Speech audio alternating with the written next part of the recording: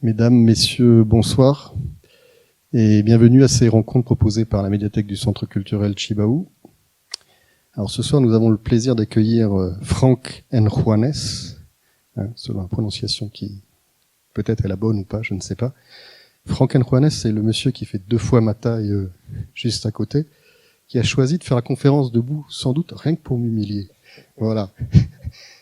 Bon, du coup, je resterai pas tout le temps de la conférence, je vous rassure, sur scène. Alors, il n'a pas une notoriété aussi grande que sa taille pour le moment, si on compare à quelques poids lourds de l'histoire en Nouvelle-Calédonie, dont certains sont présents dans la salle d'ailleurs. Il a écrit 2 articles, respectivement dans le JSO et le bulletin de la Société d'études historiques de Nouvelle-Calédonie, et il est actuellement, comme vous pouvez le voir sur ce visuel, en thèse. Alors, je voudrais le remercier déjà pour avoir accepté de communiquer alors que justement cette thèse n'est pas soutenue, même si on peut considérer que c'est un étudiant atypique, n'est-ce pas ? Parce que généralement les thésards sont assez peu enclins à venir prêcher la bonne parole auprès du grand public, alors que certains ont des sujets qui nous intéressent particulièrement, mais j'ai beau les supplier parfois, ils ne viennent pas. Donc ça, c'était des remerciements déjà au départ pour ce point-là. Et puis surtout le plaisir que j'ai à recevoir Franck pour l'avoir vu, je crois que c'était un séminaire de l'IRD il y a quelque temps, et le sujet qui me paraissait extrêmement pointu au départ m'a passionné. Donc j'ai supposé que ça pouvait peut-être passionner d'autres personnes. Donc vous êtes là ce soir pour me le confirmer. J'espère que la conférence vous plaira. Alors cette conférence est enregistrée par Calédonia.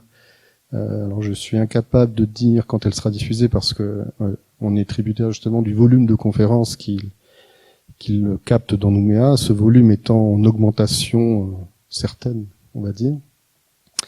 Mais en tout cas, à terme, elle sera diffusée sur cette chaîne.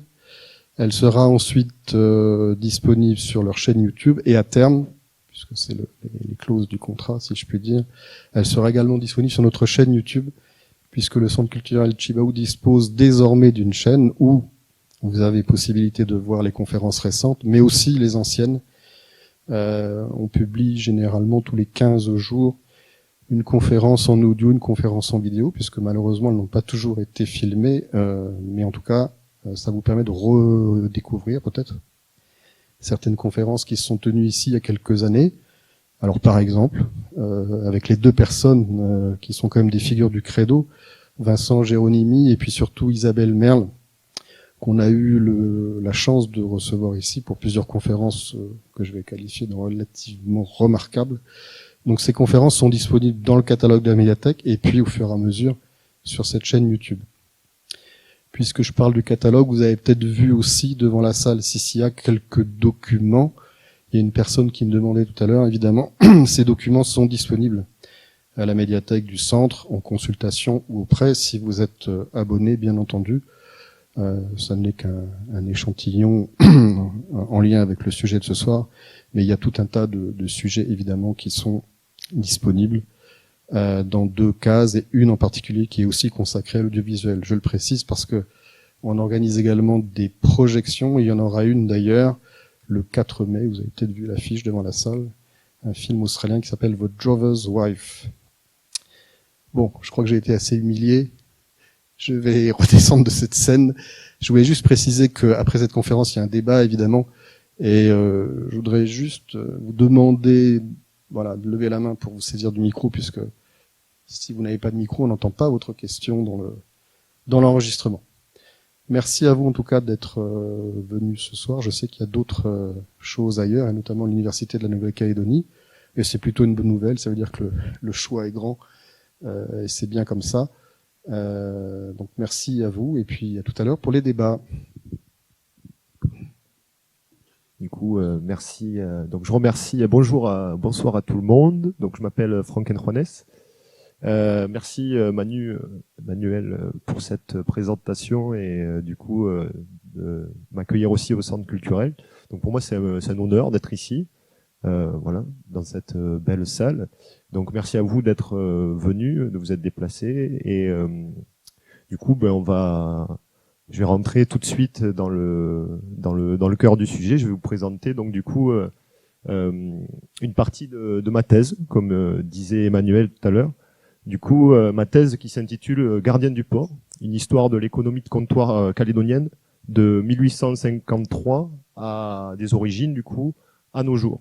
Donc cette thèse, donc sous la direction d'Isabelle Merle, c'est une thèse d'histoire économique calédonienne. L'idée, c'est de réaliser une histoire économique calédonienne. Et je suis parti de cette idée de l'économie de comptoir. L'économie de comptoir, c'est une expression qui a été souvent utilisée de manière contemporaine pour qualifier l'économie calédonienne. Et je me demandais si, quand j'ai commencé mes recherches, si cette appellation était justifiée en ce qui concerne l'histoire de la Nouvelle-Calédonie. Du coup, ce qu'on appelle l'économie de comptoir, normalement, ça fait référence à quelque chose qui est plus ancien. Ça fait référence au comptoir européen qui s'était développé en Inde, qui s'était développé en Afrique. Et on appelle économie de comptoir une économie qui est dirigée, en fait, ou plutôt qui est contrôlée par des négociants qui bénéficient d'un monopole qui a été donné en général par à l'époque, c'était les royautés qui donnaient ce monopole, ou par l'État, en fait, par la force publique. Et donc, du coup, grâce à ce monopole, ces négociants avaient le contrôle sur l'importation et sur l'exportation des marchandises qui se trouvaient à partir d'un port donné. Donc là, je vous ai mis les comptoirs indiens, mais donc du coup, on peut trouver d'autres comptoirs en Afrique. Donc mon questionnement, c'était de savoir si cette définition est valable pour la Nouvelle-Calédonie ou pour l'histoire économique calédonienne. Donc dans ma thèse, j'aborde plusieurs thématiques. Il s'agit de comprendre en fait le contrôle de la distribution des produits sur les circuits de distribution. Il y a ensuite comme thématique qui est importante, c'est quel rôle les négociants ont pu jouer. Est-ce que les négociants ou les hommes d'affaires ont pu influencer localement le développement économique calédonien? Et enfin, vu qu'il s'agit énormément de commerce maritime, de savoir si, en situation insulaire, la question du ravitaillement par voie maritime est une question de service public, en fait. Et qu'est-ce que ça implique, en fait? Donc, aujourd'hui, je ne vais pas vous présenter l'ensemble de ma thèse. Comme disait Manu tout à l'heure, ça va être juste les 2 premières parties. Puisque du coup, moi je m'arrête aux accords de Nouméa, normalement, mais je suis en train de rédiger la fin, et j'étais plus à l'aise de vous présenter les 2 premières parties. Du coup, ça va être, on va voir la naissance de l'économie de comptoir calédonienne à partir de 1853, jusqu'à la Seconde Guerre mondiale, à 1939. Donc c'est vraiment 80 ans d'histoire, c'est assez long, je vais essayer de tenir pas trop long, parce que 90 ans d'histoire à remonter, c'est plutôt long. Mais donc, ça va être les 90 premières années, on va dire, de l'économie de comptoir calédonienne.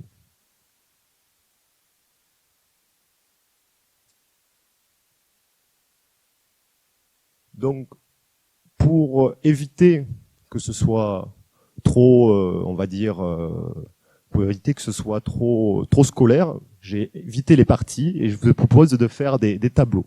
Du coup, je vous propose de remonter chronologiquement cette histoire en 7 tableaux, à partir de 1853, donc à partir du comptoir de l'île Nou, et ensuite de réaliser un portrait de John Higginson, qui est pour moi le fondateur de l'économie de comptoir calédonienne. Ensuite, nous étudierons une cargaison de Louis-Armand Balland à l'entrée du port de Nouméa en 1869. Vu que c'est l'importance du Conseil général qui est créé en 1885 le Conseil général est très important pour la vie politique calédonienne. Je vais vous présenter le tableau des professions des conseillers généraux entre 1885 et 1939 pour voir un petit peu qui étaient les membres de ce Conseil général. Ensuite, je vous parlerai d'un épisode qui s'appelle la grève des engagés de Dieu aux îles Surprises Ensuite, on va faire un zoom sur l'actionnariat de la Société du Tour de Côte en 1923, au moment de sa création. Et enfin, on finira par un tableau plus général des voies maritimes, plutôt des routes maritimes qui gravitent autour de Nouméa en 1939. Voilà. Donc on va remonter chronologiquement le temps.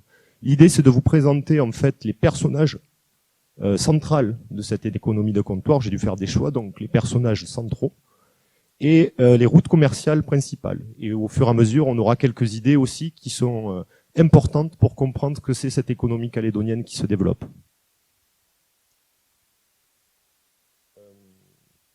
En ce qui concerne les sources, je ne vais pas vous citer toutes les sources que j'ai utilisées. J'en citerai 3 aujourd'hui, du coup.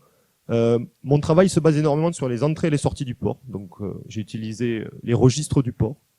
J'ai beaucoup utilisé le Bulletin du commerce, qui est un journal qui paraît entre 1890 et 1960, et dont je remercie Alain Lebrius, qui est là, qui a scanné de nombreux documents qu'il m'a donné. Ça a été très utile et qui est important pour comprendre l'économie calédonienne. En fait, il paraîtrait pendant très longtemps, et donc du coup, ça donne un panorama qui est très intéressant sur le développement de l'économie calédonienne. Et enfin, la dernière source que je voulais vous donner, elle était là-bas à l'entrée, c'est la thèse de Catherine Buté qui s'appelle « Histoire d'un échec », qui explique la mise en valeur de la colonie, en fait, par l'administration publique entre 1853 et 1914, qui est une thèse qui n'est pas encore très connue, alors que ça fait un petit moment qu'elle est parue, mais c'est justement parce qu'elle n'a pas été publiée. Mais cette thèse est très intéressante. Donc voilà les quelques références que je pouvais vous donner pour présenter mes sources. Donc, le premier tableau, il s'agit de la gravure de l'île Nou. Donc cette gravure, certains d'entre vous la connaissent certainement, elle figure dans le mémorial calédonien. Du coup, l'île Nou, c'est le début de notre histoire, puisque c'est le premier comptoir, on peut parler de comptoir, centralier, où l'administration française a pris possession finalement de la Nouvelle-Calédonie en 1853. En 1853, la France s'est installée à Pueblo, mais elle s'est aussi installée à l'île Nou. À l'île Nou, il y avait ce comptoir que vous avez derrière nous. Donc là, la gravure représente pas l'année 1853 parce que vous pouvez voir derrière, attendez, voilà, on a le fort, ou plutôt des constructions en dur qui signifient que l'administration s'est déjà installée à l'époque. Mais le début de l'histoire calédonienne commence en grande partie par ce comptoir, le comptoir de l'île. Donc dans ce comptoir, on va trouver James Padden. Ce comptoir, il a été construit par James Padden, qui était un santalier, qui avait un fort réseau de distribution de bois de santal à l'époque, et il avait installé à l'île Nou un comptoir à partir duquel il collectait le santal dans les différentes îles. Donc James Padden, moi je lui ai donné là le nom pour ma thèse de premier, on va dire, gardien du port d'une certaine manière. J'appelle gardien du port en fait ces personnes, ces négociants qui avaient une mainmise importante sur le commerce à une époque donnée. Donc James Padden, vu que c'était le primo arrivant, il avait un contrôle dans les premières années sur ce qui entrait et sur ce qui sortait du port de l'île Nou, ce qui sortait du comptoir de l'île Nou. Et vu qu'il a vendu son comptoir à l'administration française, il a bénéficié de nombreux contrats de ravitaillement, de bétail, de farine, etc. Pour la construction de la colonie. C'était devenu un négociant incontournable de la place. Donc, on ne peut pas comprendre la naissance de l'économie de comptoir si on ne comprend pas ces réseaux santaliers qui étaient développés à l'époque. La base de l'économie de comptoir, l'origine, ce sont ces réseaux santaliers. À partir du travail de Georgette Cordier-Rossio, qui a répertorié les entrées et les sorties, plutôt les relations entre Sydney et Nouméa entre 1843 et 1960, j'ai pu réaliser cette carte qui vous montre en fait les différents trajets des santaliers. La majorité des santaliers partaient de Sydney. Et vous pouvez constater que Nouméa, ou plutôt Nouville, enfin le port l'île Nou, se situait sur la route des Santaliers. À partir de 1853, pour les Santaliers, partant de Sydney, c'était tout bénéfice d'avoir l'administration française qui s'installe à Nouméa, puisque du coup, ils avaient de nombreuses marchandises à charger pour les vendre auprès de l'administration. Et ensuite, ces bateaux partaient collecter le santal, mais aussi des écailles de tortue ou alors de l'huile de coco dans les îles et allaient le vendre soit à Hong Kong, soit revenaient à Sydney pour, on va dire, collecter et faire, voilà. Donc, ces réseaux santaliers sont à l'origine du commerce, quelque part, en Nouvelle-Calédonie.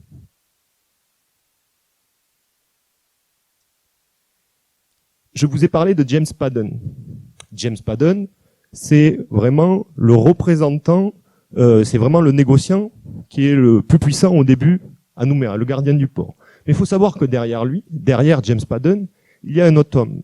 C'est Robert Towns, un puissant négociant qui est installé à Sydney, qui avait réussi dans la pêche à la baleine, et qui, en fait, loue ou prête ses bateaux à Padden, mais surtout lui fournit les marchandises qu'il va vendre auprès de l'administration. Et donc, derrière James Padden, derrière ces échanges, il faut voir, en fait, le monopole de Sydney sur les échanges de l'époque. Sydney, dès 1853, c'est la porte d'entrée du commerce européen dans l'océan Pacifique. C'est par là que rentrent les produits européens. C'est par là aussi que sont collectés et redistribués les produits européens, les produits océaniens plutôt, qui sont collectés dans les îles. Et donc du coup, c'est vraiment la plaque tournante dès 1853 du commerce océanien. Et les négociants de Sydney sont très puissants. Et durant tous les débuts de l'économie de comptoir calédonienne, c'est depuis Sydney c'est à Sydney qu'il faut comprendre aussi l'idée de domination commerciale. Donc, pour vous montrer que Robert Towns était un négociant très puissant, James Padden meurt en 1862, mais malgré la mort de James Padden, vous pouvez voir sur ce chargement, qui est le chargement du Black Dog, qui est un des navires fétiches de Robert Towns. Il arrive à Nouméa en 1863 et le trafic continue d'une certaine manière, puisque du coup, il arrive chargé de 170 tonnes de farine et de 40 sacs de riz. Pour l'époque, c'est des grandes quantités. Ça veut dire que ces marchandises sont destinées à l'administration. Et ça veut bien dire aussi que ce n'était pas uniquement Padden qui tenait ce trafic, mais aussi les négociants de Sydney, et en particulier le personnage de Robert Towns. Et en retour, comme vous pouvez le constater, il a armé le Black Dog et reparti en Australie avec 2 tonneaux d'huile de coco, 6 tonnes de santal, 4 ballots de laine de mouton et 180 peaux de bœuf. Donc, on a toujours cette idée de l'importance de quand les bateaux arrivent à Nouméa, ils repartent chargés de ces marchandises qui sont collectées dans les îles. Et dès le début de la période santalière, donc Nouméa, c'est un endroit un entrepôt où se concentrent les productions locales et qui sont ensuite réexportées à Sydney. Dernière chose que je voulais vous dire sur ce premier tableau, j'ai réalisé ce tableau à partir des archives du Conseil colonial de l'époque. Vous pouvez remarquer la liste des négociants sur le côté. Donc tous ces négociants, entre 1860 et 1862, ils ont obtenu des contrats de ravitaillement auprès de l'administration. Et j'attire votre attention sur les 3 premiers, qui sont Edmond Guise, Knobloch et Cresser, qui en fait étaient des membres du Conseil colonial, la première institution calédonienne. Donc les gouverneurs de l'époque choisissaient des notabilités nouméennes pour les conseiller. Voilà. Ils n'avaient pas voix délibérative, mais par contre, ils étaient là au moment de la ratification des contrats passés directement. Et donc, ces négociants qui étaient dans le Conseil étaient plutôt privilégiés, puisque c'est eux qui bénéficiaient des plus gros contrats, en général, passés avec l'administration. Donc, en d'autres temps, pour faire un anachronisme, on parlerait de conflit d'intérêts, mais du coup, c'était une pratique qui va se perpétuer tout le long que va durer l'administration pénitentiaire, de 1862 jusqu'à 1900. De nombreux négociants calédoniens bénéficieront de ces contrats de gré à gré passés directement avec l'administration.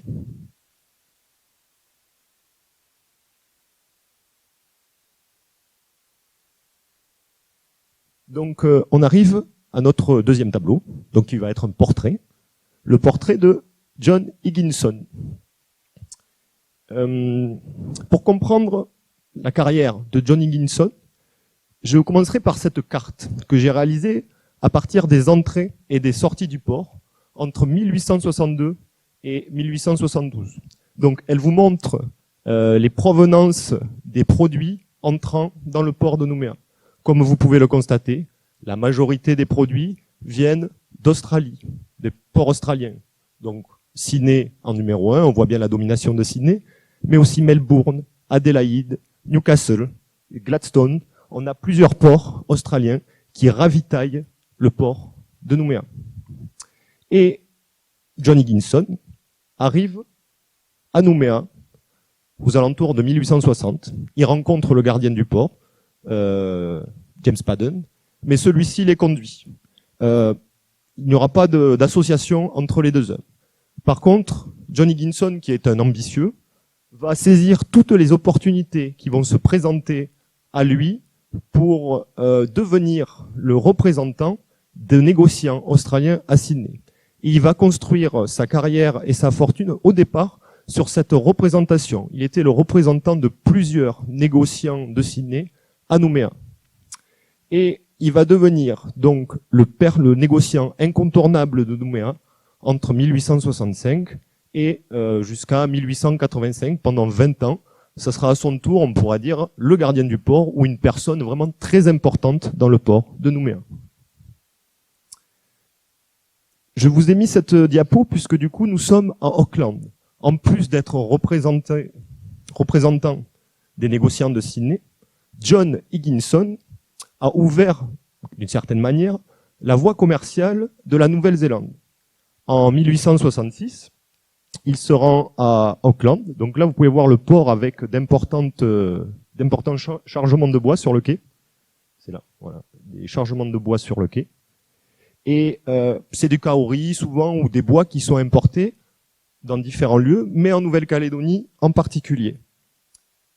En 1866, lors de son voyage à Auckland, John Higginson rencontre le marchand Cruikshank. Cruikshank, c'est un négociant d'Auckland qui bénéficie d'un armateur aussi qui a différents navires. On ne sait pas exactement les termes des échanges et du contrat qui lie les deux hommes. En tout cas, John Higginson rentre en Nouvelle-Calédonie avec dans ses valises 2 caisses de cognac et des cigares, ce qui ressemble un peu au pot de vin, comme on appelle dans le monde des négociants. Ces petits présents qui sont donnés au moment de la signature d'importants contrats ou de certains contrats entre les négociants. À partir de 1866, l'alliance des deux hommes va développer un trafic nouveau, d'un genre nouveau, puisque du coup, des bateaux vont être armés par Cruikshank pour partir jusqu'à la Nouvelle-Calédonie pour vendre du bois, des oignons, des pommes de terre. Et ensuite, les navires vont partir jusqu'au Vanuatu, où ils vont aller chercher, recruter de la main-d'œuvre néo-zébridaise qui vont ramener au port de Nouméa. Et au passage dans les îles, ils collectent aussi d'autres denrées. Encore peut-être du copra, là, ça va être de l'huile de coco, des écailles de tortue. Et les bateaux sont ensuite les engagés qui sont recrutés sur ces bateaux sont laissés à Nouméa et embauchés localement. Et ensuite, les bateaux repartent en Nouvelle-Zélande. Donc, John Higginson, il est fondateur aussi dans cette idée que c'est un des premiers commerçants qui va recruter la main-d'œuvre néo-zébridaise, une main-d'œuvre étrangère. Mais plus plus sa carrière va avancer, comme je vous avais dit, c'est le représentant des intérêts du négoce britannique, plus il va travailler avec des gens importants, John Higginson. Et à partir de 1868, il va travailler avec Jacob Levi Montefiore, qui est en fait un des plus puissants négociants de Sydney, qui est issu d'une famille de banquiers juifs italiens. Et du coup, ensemble, ils vont obtenir auprès de l'administration coloniale une délégation de service public pour le transport du courrier. Et les deux hommes vont se charger de transporter le courrier entre Sydney et Nouméa, moyennant une subvention mensuelle. En plus de ce premier contrat, les deux hommes obtiennent un deuxième contrat qui s'appelle aussi qui est aussi pour la distribution du courrier, mais cette fois sur le tour de côte. C'est l'image que vous avez ici. Ça, c'est le premier tour de côte qui a été fait par John Higginson et Montefiore. Donc les deux hommes bénéficient d'un subventionnement pour distribuer le courrier, mais au passage, ils en bénéficient de ce subventionnement pour développer leur propre commerce. Puisque du coup, sur le bateau qui s'appelle le Avila, on ne voit pas très clair là, mais un des bateaux qui fait l'aller-retour entre Sydney et Nouméa s'appelle Avila, donc tous les mois il fait l'aller-retour. Et dans le sens Sydney-Nouméa, il est chargé de bétail, de farine, de produits qui sont vendus auprès de l'administration et qui sont consignés par John Higginson. Donc en plus de bénéficier du subventionnement, il bénéficie de contrats auprès de l'administration. Et en retour, John Higginson va continuer à exporter les produits qui sont collectés à Nouméa. Et sur le Avila, par exemple, on trouve de l'or qui vient du Diaoth. Les 300 kilos d'or qui ont été extraits de la mine de Fernhill, dans le Diaoth, ont été envoyés en Australie par l'intermédiaire du Avila. Donc, c'est à cette période, déjà la première chose, John Higginson, fondateur, puisque du coup, c'est lui qui va être délégataire de ce premier tour de côte, et on va voir que le tour de côte, ça a été un des maillons essentiels de l'économie de comptoir calédonienne. À partir de 1876, on va voir une nouvelle phase arriver, puisqu'il s'agit de l'arrivée de la découverte des gisements miniers. Et là encore, Higginson est bien placé. Il achète de nombreuses concessions et il bénéficie d'une nouvelle délégation de tour de côte entre 1876 et 1880 avec William Morgan. William Morgan, c'est encore un négociant, un homme d'affaires, un homme politique aussi australien. Et tous les deux vont développer de fructueuses affaires minières. Ils vont exporter des minerais de palme, de canala, de thio, par l'intermédiaire du tour de côte une nouvelle fois. Donc on voit bien comment le tour de côte, qui est subventionné, permet à ces négociants de développer leur propre commerce. Donc John Higginson, vraiment, c'est le fondateur de nombreuses idées ou de nombreux mécanismes qui vont rester, qui vont s'ancrer pendant de nombreuses années en Nouvelle-Calédonie. Le troisième tableau, donc, c'est celui de Armand Louis Balland, ou plutôt celui d'une cargaison, puisque c'est la cargaison qui arrive.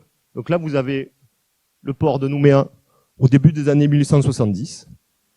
En 1869, Louis Balland, un négociant bordelais, a armé 2 navires, le Dufort et l'Arrogante. Ils sont chargés de diverses caisses, donc 40 caisses de poudre destinées au gouvernement, de matériel et de vivres destinés là encore au gouvernement, et d'une partie qui est destinée au commerce, le tout pour une valeur de 104 000 francs. J'ai retrouvé dans le bulletin du commerce le détail de la cargaison, de cette cargaison, qui est destinée au gouvernement. J'ai pas retrouvé la partie qui est destinée au commerce, mais la partie qui est destinée au gouvernement. Donc vous pouvez voir ce qui arrive par ces 2-3 mois ce jour-là. Il arrive 30 000 litres de vin de campagne, 14 000 litres de spiritueux, 6000 litres de lard salé, 1600 litres de vinaigre, 1400 litres d'huile d'olive, 2500 kilos de sel, donc des denrées pas trop périssables, on va dire, 700 kilos de choucroute, 450 kilos d'oseille confite, 15 kilos de tapioca, 10 kilos de pruneaux, 40 kilos de julienne au maigre et 10 kilos de gelée de coin. Et il y avait aussi des caisses de pommes. Je les ai pas mis, ça rentre pas. Donc du coup, en fait, cette cargaison, elle est destinée à être vendue, et plutôt elle a été commandée par l'administration à ce négociant bordelais, Armand Louis Balland. Il faut savoir que donc Armand Louis Balland a pu armer ses bateaux, puisque là je vous ai mis le port de Bordeaux, c'est une gravure qui date, qui représente Bordeaux à la fin du 19e siècle. Armand Louis Balland bénéficiait d'un contrat qu'il avait passé directement avec le ministère de colonie. Ce contrat lui permettait d'armer des bateaux et lui subventionner son fret. Donc il avait son fret qui était subventionné pour aller vendre les marchandises en Nouvelle-Calédonie. Et en plus, du coup, il bénéficiait de la commande qui lui était faite par l'administration. Et au passage, il en profitait pour transporter ses propres affaires pour le commerce. Et quand il passait auprès des ports australiens, puisque du coup, il faisait la circumnavigation, il chargeait du bétail en Australie ou du charbon qui était aussi vendu sur le port de Nouméa. Ce qui est intéressant avec cet exemple, cette cargaison, c'est que le subventionnement du fret par l'administration a donné à Armand Louis Balland un monopole sur le commerce entre la France et la Nouvelle-Calédonie. Sans ce subventionnement, il aurait été très difficile pour un négociant français de pouvoir armer des bateaux pour aller vendre des marchandises en Nouvelle-Calédonie. Les partenaires commerciaux naturels de la Nouvelle-Calédonie, plutôt de Nouméa à l'époque, étaient dans la région. C'était Sydney, c'était les ports australiens, c'était la Nouvelle-Zélande ou les îles alentours, mais il était trop onéreux pour un négociant d'armer ses bateaux. Sans cette délégation, sans ce subventionnement, le négociant bordelais aurait eu beaucoup de mal à démarrer ce commerce. Donc ça nous rappelle un peu notre définition de l'économie de comptoir. Du coup, du monopole donné à un négociant sur la distribution d'un produit à partir de tel ou tel port. Donc, nous sommes là aux alentours de 1883. On va faire un petit zoom. 1883, c'est une date importante pour deux raisons. La première, pour l'histoire de l'économie calédonienne, c'est peut-être l'histoire d'une passation de pouvoir. Denise Anne Pancoast, dans son livre L'appel du Pacifique, affirme, donc ça demande à vérifier, j'ai pas trouvé trace ailleurs encore de cette information, mais que John Higginson aurait vendu, donc j'ai bien aurait, je suis pas sûr, une partie de sa flotte, de ses navires, à Balland à l'époque. Ça ressemble à une passation de pouvoir entre les intérêts du commerce britannique et les intérêts du commerce français en Nouvelle-Calédonie. Puisque du coup, voilà, comme je vous disais, une autre page de l'économie de comptoir calédonienne va s'ouvrir. Et la deuxième raison pourquoi 1883 c'est une date importante, c'est aussi la date de l'arrivée du paquebot des messageries maritimes. Jusqu'à 1853, la ligne ne se prolonge pas jusqu'à Nouméa. Et donc du coup, à partir de 1883, des bateaux vont être subventionnés. Là encore, les messageries maritimes sont une société subventionnée qui va arriver, qui va faire des communications régulières entre la France et la Nouvelle-Calédonie et les autres points aussi, les autres ports coloniaux. J'espère que tout le monde va bien, ça va. C'est pas trop dur l'histoire des bateaux. Donc on va arriver au Conseil général, vu que c'était l'intitulé, je vous promets, ça va être dans pas longtemps, puisque il faut que je tienne mes promesses. J'avais dit du port au Conseil général. Pour l'instant, on a beaucoup parlé du port, on va parler du Conseil général.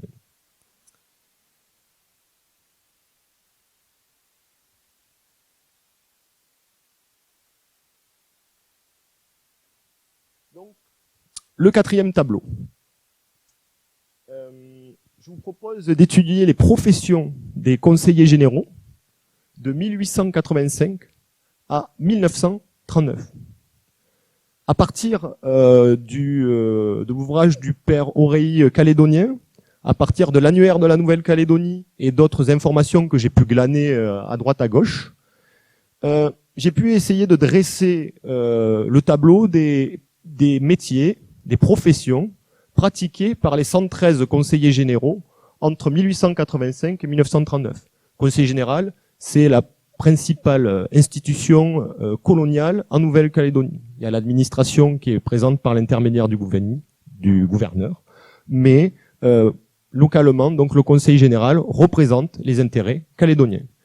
Donc, comme vous pouvez le constater, on trouve 23 négociants, 17 hommes d'affaires industriels et 25 personnes employées dans le commerce ou employées dans le commerce.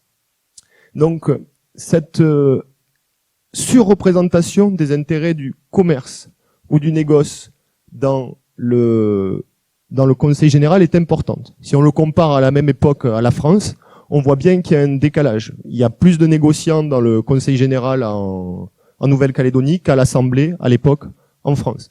De manière générale aussi, même s'il y a beaucoup de commerçants en Nouvelle-Calédonie déjà à l'époque, on voit bien que les négociants sont surreprésentés puisque leur nombre dans le conseil général est bien plus important que le nombre qui représente véritablement dans la colonie. Du coup, cette surreprésentation du négoce, on va la retrouver dans les différentes institutions calédoniennes. Donc l'autre institution majeure, peut-être la plus importante, à l'époque, c'est le conseil privé des gouverneurs. Donc regardez, sur les 22 conseillers privés du gouverneur, 12 sont des négociants et 6 des hommes d'affaires industriels ou directeurs de sociétés commerciales. Donc la prééminence des intérêts du négoce est bien visible dans le détail des professions des institutions représentées dans les institutions calédoniennes. Et ça va avoir une influence sur les discussions qui se passent au sein du Conseil général, mais aussi sur certaines orientations de la colonie. Quand j'ai passé pas mal de temps à lire les rapports, plutôt les discussions du Conseil général, un des sujets privilégiés par les conseillers, c'est celui des communications maritimes. Donc on sait très bien que jusqu'en 1945, les communications terrestres ont été peu développées, le réseau routier était peu développé, mais dès qu'il s'agissait de communications maritimes, les conseillers généraux étaient toujours au fait et abordaient souvent le sujet. C'est un sujet récurrent du Conseil général et qui peut expliquer du coup le développement plus important des communications maritimes. Une des questions préférées des conseillers généraux où ils ont passé le plus de temps à débattre, c'est la question douanière et les questions qui touchent aussi aux taxes sur le commerce. Donc, si la préparation des dossiers pouvait être plus ou moins, préparée, quand il s'agissait de douane, quand il s'agissait de commerce, les conseillers généraux étaient souvent très préparés. La chambre de commerce aussi préparait des rapports qui étaient très documentés avec des statistiques et ils passaient souvent, les conseillers généraux, plusieurs séances à discuter de cette question. Et je vais vous donner un exemple. Je vais vous parler d'une date aussi qui est importante, c'est 1892. Lors du premier régime douanier calédonien. Jusqu'à 1892, il n'y avait pas vraiment de régime douanier. Les produits rentraient à Nouméa et n'étaient pas frappés d'une taxe selon leur provenance. Mais à partir de 1892, la France met en place des lois protectionnistes en France et dans ses colonies. Et tous les produits étrangers vont être frappés d'une taxe à l'entrée du port de Nouméa. Donc vous imaginez que les négociants de Nouméa n'ont pas apprécié la chose, mais ils ont été obligés de l'accepter contraints et forcés. Ils ne pouvaient pas aller contre la volonté du gouvernement central. Cependant, puisque du coup leurs partenaires commerciaux étaient plutôt de l'autre côté de la mer de Corail. Et du coup ce qu'ils ont fait, c'est qu'il y a eu 2 ans de négociations et ils ont obtenu une liste d'exemptions importantes pour des produits de ravitaillement. Et la liste, et on a la liste de ces produits qui sont exemptés, dès le premier régime douanier, 300 produits sont exemptés de droits de douane. Et ça vient du travail de négociation et de discussion et surtout des choix qui ont été faits par les conseils généraux pour proposer une liste bien claire de produits qui devaient être exonérés.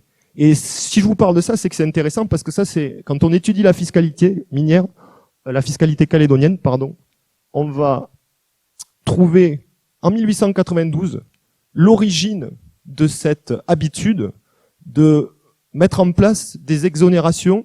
Et comme vous savez, quand vous commencez à exonérer certains produits, vous favorisez une partie ou un parti, et donc du coup, les exonérations souvent s'étendent à d'autres produits, et donc dans l'égalité de traitement, pour favoriser les différents partis.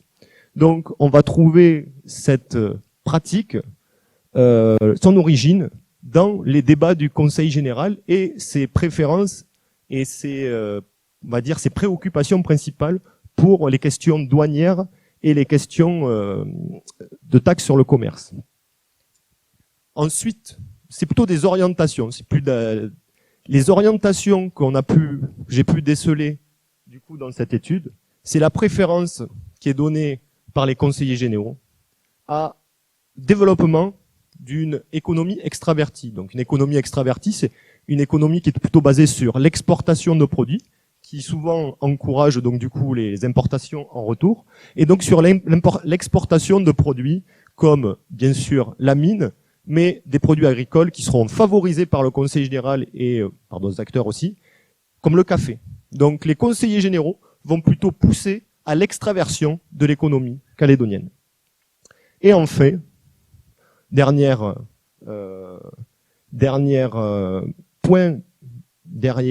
influence que le Conseil général a pu avoir, c'est sur la préférence accordée à l'immigration, plutôt à l'emploi d'une main-d'œuvre bon marché. On va voir que dès la fermeture du bagne en 1896, les conseillers généraux vont pousser l'administration à aller chercher une main-d'œuvre bon marché, soit localement, mais surtout à l'extérieur, à l'immigration. Et donc ça nous amène à notre tableau suivant, puisqu'il s'agit de la grève des engagés JEU de l'île Surprise. Donc là, vous pouvez voir, ce sont donc des gens originaires de Lifou qui sont sous un wharf. L'île Surprise, c'est une île qui se trouve au nord de Bélep et dans laquelle il y avait des gisements de fientes d'oiseaux et qui permettaient la production de guano qui était utilisé pour de l'engrais. Et je vais vous lire un passage du bulletin du commerce de 1919.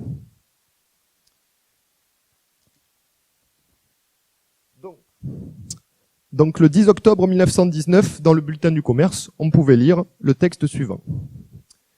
Vers la fin août, le cotre Topaz de la société Austral Guano se rendait des îles Surprises à Poum. Avec 25 indigènes de Lifou engagés par cette société pour l'extraction de guano, la mer était grosse et un indigène du nom de Ireniewa fut enlevé du pont par un paquet de mer. Les 27 indigènes évadés de l'île, après une grève motivée surtout par un abus de pouvoir du directeur et du contremaître. L'exploitation emploie environ 60 indigènes des îles et ce sont les conserves de viande qui forment la base de leur nourriture. Presque tous les jours, ils reçoivent 2 boîtes, dont beaucoup sont économisées et mises de côté, car ils ont toutes les facilités de se nourrir de poissons qu'ils pêchent le dimanche et les jours de fête. Leur boîte de viande économisée ayant disparu, une grève en a résulté, suivie de l'évasion. Donc, cet événement, cet épisode, va nous permettre de faire le point un peu ou de découvrir plusieurs choses sur l'économie de comptoir calédonienne. Ça va nous permettre déjà d'aborder la personne de Thomas Johnston. Donc, je vous ai parlé de plusieurs gardiens du port tout à l'heure. Donc, j'avais donné John Higginson, James Paddon, Armand Louis Balland. On va voir apparaître la personnalité de Thomas Johnston. Donc, Thomas Johnston, déjà la première chose qu'on peut dire, c'est lui qui a monté la société Austral Guano pour l'extraction du guano à destination de la Nouvelle-Zélande. Thomas Johnston, il représente la survivance des intérêts britanniques en Nouvelle-Calédonie. Malgré la montée en puissance des maisons commerciales françaises, le partenaire naturel de Nouméa étant Sydney, toujours, et l'Australie, Thomas Johnston représente d'une certaine manière la représentation de ses intérêts, puisque du coup il est arrivé dans la colonie dans les années 1880 en tant que représentant de la compagnie maritime l'AUSN, Australian United Stream Navigation, et en tant que représentant de la compagnie d'assurance de la Lloyd et notre assurance britannique. Il a mis en place un commerce entre Nouméa, Sydney, enfin l'Australie, Fidji et la Nouvelle-Zélande. Et cet homme, donc du coup, va devenir et devient un des personnages importants de Nouméa jusqu'à sa mort en 1930, je crois.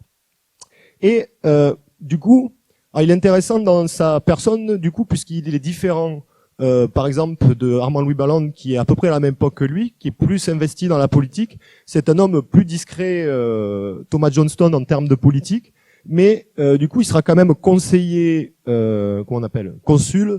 Il sera quand même consul de Grande-Bretagne.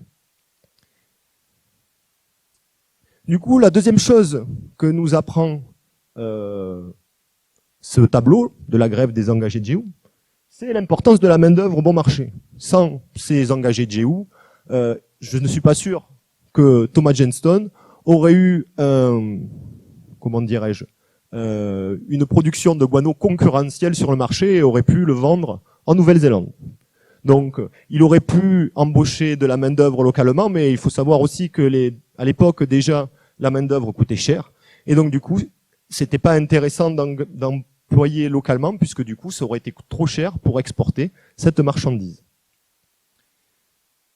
L'exemple de ces engagés de GEU nous amène à nous questionner sur la présence de ces engagés justement à l'île Surprise. À l'époque, la majorité des travailleurs en Nouvelle-Calédonie sont plutôt des Javanais ou plutôt des Vietnamiens. Mais là, il se trouve que ce sont des engagés GEU. Du coup, la question, c'est de savoir en fait quels sont les liens commerciaux qui ont permis l'engagement de ces personnes pour l'extraction du guano. Donc, il faudrait voir en fait, je l'ai fait pour la maison Balland avec l'Église catholique, mais les liens qui unissent en fait, qui se tissent entre le développement du commerce et aussi l'importance des influences confessionnelles. Du coup, là, je pense qu'on est plus avec Thomas Johnston dans les intérêts ou le réseau protestant.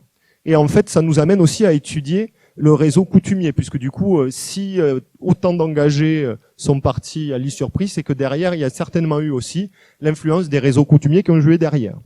Et la dernière chose, du coup, c'est la présence de ces GEU à l'île Surprise. Elle nous amène à nous questionner sur la situation économique de Lifou et Marais, plutôt de Lifou, à l'époque. Donc, l'idée, c'est que ces deux îles qui ont été constituées en réserve intégrale très rapidement et qui ont pas eu donc du coup l'appropriation foncière de la France, se sont lancés ou plutôt ont entretenu des relations commerciales avec certains colons plus rapidement qu'à d'autres endroits peut-être, il faudrait relativiser, en Nouvelle-Calédonie. Et du coup, la question c'est de voir pourquoi on observe une certaine précocité du commerce du côté de Lifou et Marais, mais du commerce pratiqué par les habitants, par les GEU et les Négonais eux-mêmes. Puisque du coup, ce qui se passe, c'est qu'on voit à l'époque de nombreux bateaux, des bateaux qui sont armés depuis Lifou et Marais et qui arrivent à Nouméa, chargés de marchandises qui ont été produites à Lifou et Marais, mais ces bateaux, ils sont armés par des chefs ou par des personnes qui sont vraiment de GEU et Marais. Donc là, il y a quelque chose qui est intéressant à creuser à partir des particularités économiques qu'on pouvait peut-être observer à Lifou et Marais.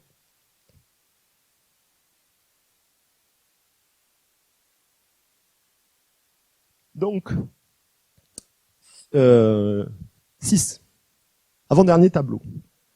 Nous sommes maintenant, on va avancer un tout petit peu dans le temps, nous sommes en 1923-1924. Au fur et à mesure de mes recherches, j'ai retrouvé l'actionnariat de la Société des Tours de Côte lors de sa création en 1923 et 1924, c'est compliqué.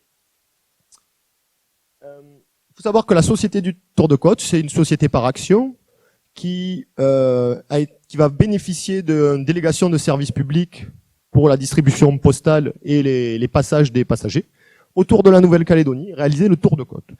C'est le prolongement d'une société qui s'appelait l'UCNC, l'Union calédonienne de navigation et de commerce, qui avait été créée en 1901 et qui regroupe un peu les mêmes maisons de commerce que vous allez trouver dans l'actionnariat de la Société du Tour de Côte. Donc en 1923-1924, les maisons de commerce de Nouméa, du coup, forment cette société par action.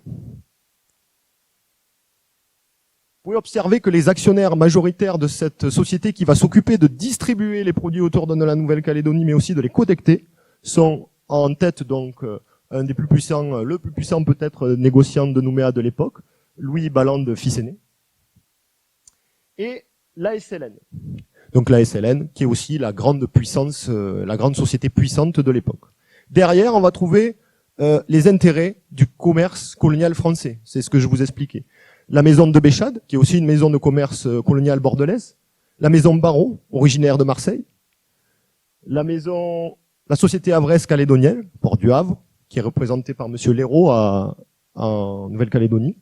Et aussi la maison Catalan de Montpellier. Donc, cette société, elle est en quelque sorte dominée, d'une certaine manière, par des intérêts du commerce colonial français.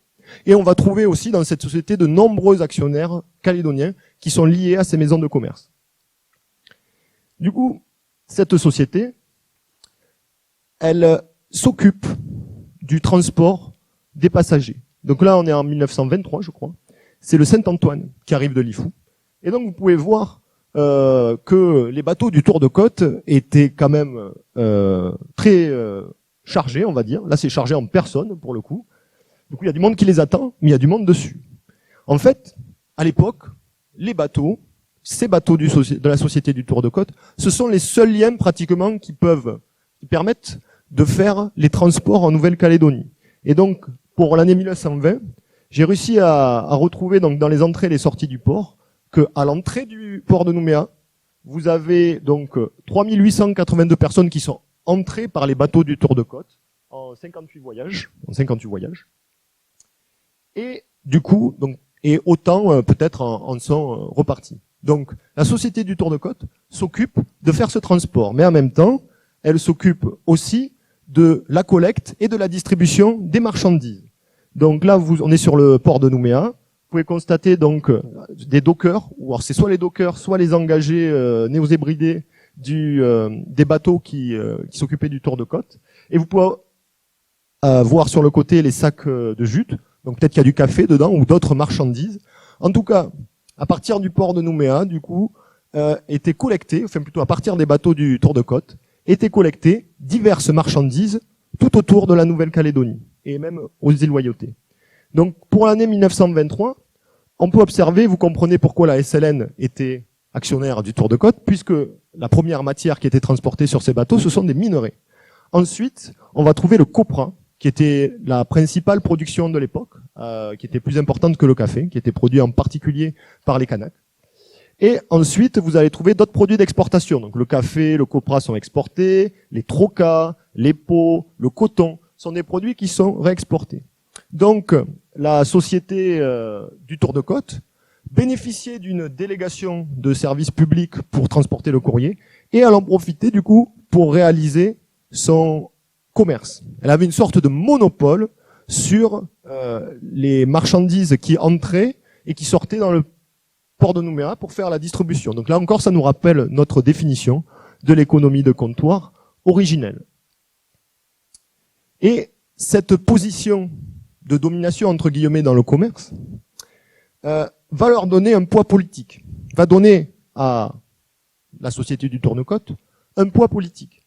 D'autant plus que j'ai croisé donc les actionnaires de la Société du Tour de Côte avec la liste des conseillers généraux, et on s'aperçoit que sur les 113 conseillers généraux, 22 étaient actionnaires du Tour de Côte. Et si on fait le même croisement avec les membres du conseil privé, sur les 22 conseillers privés, 9 étaient sociétaires du Tour de Côte. Donc on ne parle pas de conflit d'intérêt pour l'époque puisque c'est anachronique, mais il y a quand même cette idée que la Société du Tour de Côte était bien représentée dans les institutions calédoniennes. Et ça lui donnait une importance pour négocier, puisque du coup, elle avait la même mise à la fois sur les passages, mais aussi sur la distribution des produits. Et donc du coup, si le trafic s'arrêtait, c'était en quelque sorte, d'une certaine manière, la paralysie économique et sociale de la colonie. Du coup, cette situation favorable, elle a permis à la Société de Tour de Côte d'obtenir d'importants avantages au moment de sa formation. En 1923, la Société du Tour de Côte obtient une nouvelle délégation de service public pour 5 ans, alors que c'était 3 ans qui étaient prévus à l'origine. Elle obtient le maintien de son subventionnement plus le relèvement de ses frais de passage. Et dans une lettre qui a été échangée entre le conseil, entre la société et l'administration, la société demande bien à l'administration de garder le secret sur le nouveau calcul des tarifs, de manière à ce que les usagers ne fassent pas trop de récriminations auprès de la Société du Tour de Côte. Et alors, chose aussi surprenante, en cette année-là, la société obtient une taxe pour le chargement et le déchargement des marchandises. Donc une société privée obtient donc une taxe, de pouvoir faire une taxe à l'entrée, à la sortie des produits. Du coup, comme je vous disais, au départ, dans ma définition de l'économie de comptoir, donc il y a cette idée de monopole à l'entrée comme à la sortie des marchandises. Du coup, le dernier tableau que je vous propose, c'est les routes maritimes commerciales en 1939. Donc cette route, elle présente les entrées et les sorties du port de Nouméa, des navires qui sont rentrés dans le port de Nouméa par provenance. Et elle a été réalisée par Jonas Bouillon qui travaille à l'IAC à Pointe-Boute. Elle a été réalisée à partir des données que je lui donnais sur les entrées et les sorties du port. Du coup, vous pouvez voir, donc toujours en 1939, le lien très fort entre Sydney et Nouméa en termes de commerce, le lien avec la France et avec les différents partenaires régionaux, et en particulier l'Asie et le Japon. Donc, qui sont les personnes qui représentent ou qui tiennent ces lignes qui passent ou qui gravitent autour de Nouméa? En numéro 1, c'est une compagnie maritime française, la Messagerie maritime, qui depuis 1883, donc du coup, bénéficie d'un subventionnement pour faire ravitailler les différentes colonies françaises. Elle a 4 lignes en 1939. Elle a une ligne qui vient de France, qui fait les passages, qui transporte les passagers et les marchandises du commerce colonial français. Elle a ensuite une ligne qu'on appelle stationnaire, qui fait des allers-retours entre Sydney, Nouméa, Port-Vila, ainsi de suite, une ligne mensuelle. Elle a une 3e ligne, qui est une ligne qui s'appelle en fait la ligne des Nouvelles Hébrides. Elle fait une sorte de tour de côte aux Nouvelles Hébrides, et parfois elle vient déposer ou charger des produits à Nouméa et aussi à Wallis et Futuna. Et ensuite, la 4e ligne, c'est une ligne, en fait, c'est une représentation d'une ligne japonaise, puisque du coup, il y a une exportation de minerais qui se crée à l'époque, avant la Seconde Guerre mondiale, vers le Japon. Et du coup, les messageries maritimes s'installent sur cette ligne en association avec une compagnie japonaise. Ensuite, le deuxième, donc Johnston a 3 lignes. Donc, les lignes de Johnston en 1939, ce sont d'abord la ligne des paquebots de la péninsule orientale. Donc, faut savoir, vous savez sûrement que du coup, c'est les Johnston qui ont commencé l'activité touristique des paquebots à Nouméa. Plusieurs paquebots de fort tonnage arrivaient plusieurs fois par an, chargés de nombreux passagers, 500 ou 600 passagers.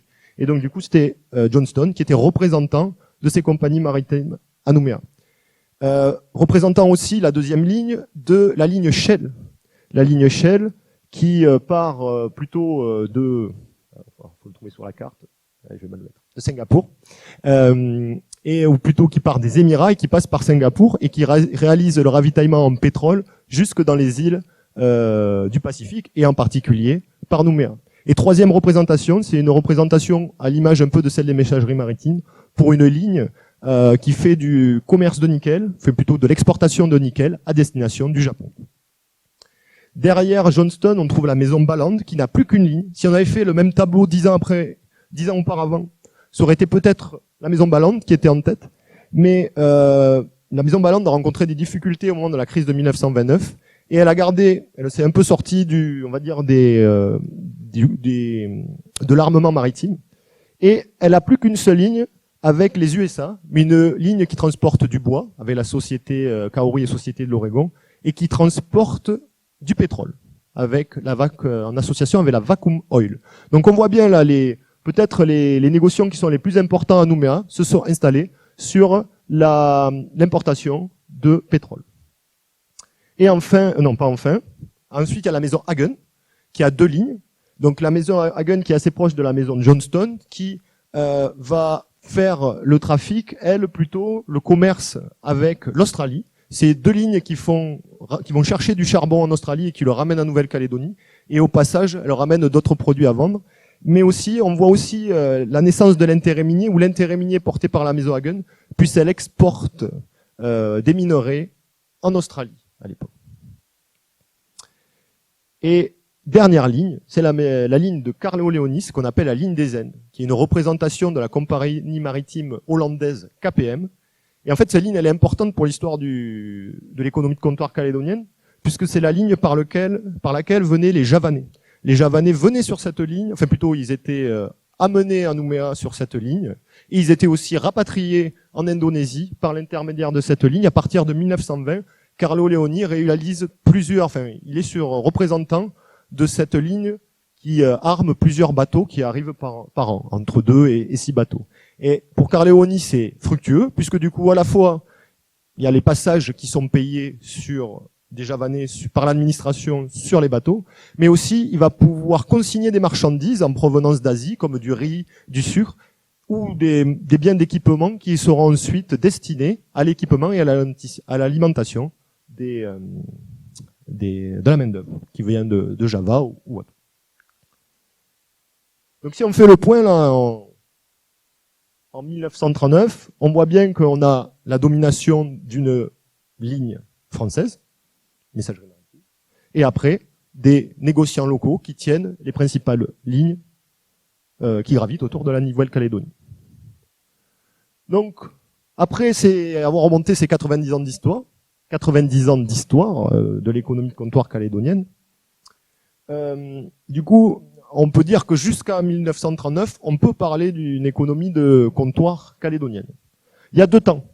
Il y a un premier temps, c'est la mise en forme, la structuration de cette économie, qui dure jusque dans les années 1880, cette mise en place, où les intérêts britanniques dominent visiblement cette économie de comptoir. Et on voit apparaître le tour de côte comme maillon essentiel de cette économie de comptoir calédonienne. Et surtout aussi l'importance, comme je vous avais dit, des contrats de gré à gré qui vont permettre à certains négociants de s'enrichir et de développer leur commerce. Ensuite, deuxième période s'amorce. C'est la période de la domination des maisons commerciales françaises. Cette domination, ou plutôt cette prise de marché des maisons commerciales françaises, elle a été possible avec l'arrivée des messageries maritimes et avec la mise en place du régime douanier protectionniste. Ça aurait été très difficile autrement, puisque du coup, les partenaires naturels de la Nouvelle-Calédonie sont plutôt dans la région. Ce sont plutôt du coup l'Australie et la Nouvelle-Zélande et les autres partenaires autour. Donc du coup, il a fallu un subventionnement et ce régime douanier pour que les maisons de commerce françaises arrivent à prendre des parts sur ce marché, mais par contre, leur présence dans la société du tour de compte montre bien l'importance de cette distribution par voie maritime autour de la Nouvelle-Calédonie qui forme une sorte de monopole pour les négociants qui bénéficient d'un subventionnement. Pour finir, du coup, voilà, on est en 1939. Cette histoire, elle est en suspens, elle n'est pas terminée, puisque du coup, l'histoire continue et la Seconde Guerre mondiale va apporter des changements très importants. Après la Seconde Guerre mondiale, c'est la fin du régime de l'indigénat, donc ça change des choses politiquement, socialement, mais aussi pour l'économie en termes de main d'œuvre. Mais aussi, on va voir apparaître après la Seconde Guerre mondiale, c'est l'arrivée de l'économie, on va dire pas de masse, mais la société de consommation en Nouvelle-Calédonie. Et on va voir assister à un élargissement très important du marché calédonien. Mais en même temps, les, on va dire, tenants de l'économie de comptoir calédonienne, mais aussi donc du coup les négociants calédoniens qui s'étaient installés avant, ne vont pas disparaître en 1945. Donc entre héritages en fait qui viennent de cette période, de cette première période, et puis ces changements, j'espère avoir l'occasion de vous présenter la suite de mes recherches pour aller jusqu'à 1998 aux accords de Nouméa.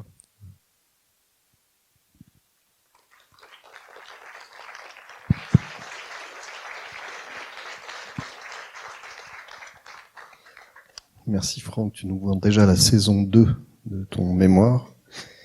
Alors, en attendant, si vous avez des questions dans la salle, alors je sais qu'il y a eu des moments où les chiffres étaient un peu précis, je ne sais pas si vous avez besoin d'aller plus loin sur certaines parties qui ont été développées ce soir, certains armateurs ou autres.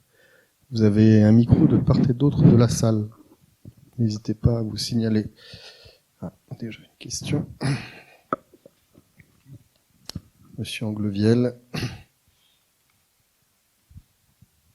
Bonsoir, Monsieur Angleviel, historien. Il y a deux choses. Un avis par rapport à votre sujet de thèse. Je pense que malheureusement, il est beaucoup trop large et qu'il vaudrait mieux après le réduire. Parce que si on fait une thèse comme ça sur 150 ans, automatiquement on fait de la synthèse et on utilise peu les sources archivistiques. Donc à un moment donné, si vous réduisez le champ de votre thèse, ça vous permettra de passer plus de temps dans les archives. La deuxième chose, c'est une remarque par rapport à l'orientation que vous avez donnée de parler de monopole, on peut toujours discuter, et puis aussi de colonies de comptoir. Je pense que la question qu'il faut se poser, c'est, en gros, on considère qu'il y a trois types de colonies, les colonies de comptoir, où simplement on va dans les ports et on fait l'entrée et la sortie, importation-exportation. Il y a les colonies d'exploitation, où il y a des grandes plantations où on fait travailler des gens colonisés, et les colonies de peuplement. Donc il me semble que ce qui caractérise la Calédonie, plutôt qu'une colonie de comptoir, qui est obligatoire, puisque c'est un archipel, donc c'est l'insularité qui veut que tout passe par les ports, que ce soit de l'import ou de l'exportation, il vaut mieux se poser la question de l'économie de peuplement. Et on dit toujours que la Nouvelle-Calédonie était la deuxième colonie de peuplement après l'Algérie, et que c'est dans ce cadre-là qu'on définit l'économie calédonienne. Donc, ce que vous dites, effectivement, est intéressant puisque c'est lié à l'aspect portuaire, mais il me semble qu'au niveau général, la Calédonie ne s'inscrit pas dans les colonies de comptoir, mais dans les colonies de peuplement. Merci pour les deux remarques. La première, donc du coup, voilà, mon sujet de thèse, je vais la soutenir en décembre, donc je vais pas changer le sujet maintenant. Mais par contre, c'est une des difficultés moi que j'ai rencontrées dès le départ et tout le long de ma thèse. C'est pour ça que ça fait longtemps que je la fais, ça fait 7 ans que je suis dessus aussi. Et du coup, en fait, c'était l'idée d'avoir une vision générale. C'est-à-dire, mon projet, c'est plutôt un puzzle en fait. Là, c'est comme si je posais le cadre en fait. C'est comme si quand vous faites un puzzle, vous faites le contour en fait. Il y a plusieurs méthodes pour faire un puzzle, mais on peut d'abord faire le contour. Donc j'avais besoin dans ma thèse de poser le cadre général pour une compréhension de l'histoire économique calédonienne. Et effectivement, ça mène au deuxième point. C'est une posture. Et je sais bien que on va pas réduire l'histoire calédonienne au port de Nouméa. D'ailleurs, c'est une histoire très blanche que je fais, puisque du coup, voilà, là, on voit très bien la présence des négociants. Il y a tout un pan de l'histoire, plusieurs pans de l'histoire qui sont oubliés. Mais c'est une posture, et je l'assume, et surtout, elle permet, mon idée, c'était de comprendre, donc, dans la longue durée, c'est les glissements qu'il y a pu avoir. Et effectivement, ça fait appel à des choses qui sont particulières. Mais du coup, quand je dis que c'est une économie de comptoir, pour moi, ça allait jusqu'en 1939. Ça correspond à une définition qu'on pourrait donner de l'économie de comptoir, que j'ai donné de l'économie de comptoir. On va voir qu'ensuite, ce que je présenterai ensuite, ce que j'ai amorcé en conclusion, après 1939, on a quand même des changements importants. Mais du coup, je pense qu'il ne faut pas négliger cette question des monopoles et des subventionnements à l'origine, puisque du coup, ils étaient réels et ils ont vraiment permis à des négociants du coup de se développer, mais pas tous. Il y a eu différentes. Pareil, chez les négociants, on va trouver différentes méthodes, différentes réseaux. L'histoire de la famille Hagen n'a rien à voir avec celle de la maison Balland ou etc. Je veux dire, c'est mais dans le système économique général tel que j'ai pu le constater, pour moi l'économie de comptoir, la définition reste valable pour la Nouvelle-Calédonie en termes de monopole donné par la puissance publique par l'intermédiaire du subventionnement à des négociants.